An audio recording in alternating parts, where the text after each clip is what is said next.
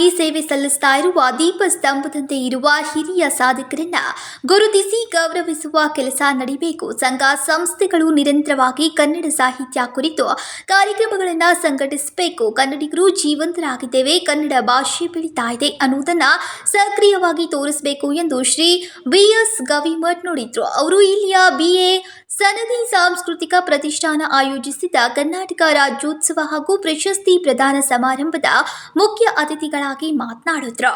ಈ ಸಂದರ್ಭದಲ್ಲಿ ಸಂಕೇಶ್ವರದ professor LV Patil ಅವರಿಗೆ ಕನ್ನಡ ಗಡಿ ತಿಲಕ ಪ್ರಶಸ್ತಿ ಹಾಗೂ ಕೊಪ್ಪಳದ ಶ್ರೀ ವೀರೇಶ್ ಕುರಿ ಇವರಿಗೆ ಜನಸನದಿ ಸಾಹಿತ್ಯ ರಾಜ್ಯ ಪ್ರಶಸ್ತಿ ನೀಡಿ ಗೌರವಿಸಲಾಯಿತು.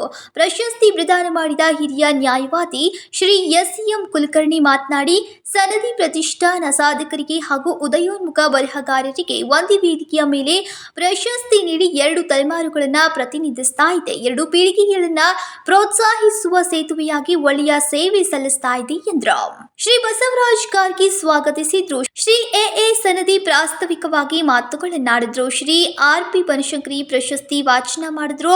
ಡಾಕ್ಟರ್ PG ಕೆಂಪನವರ್ ಅಭಿನಂದನಾ ನುಡಿಯನ್ನ ನುಡಿದ್ರು.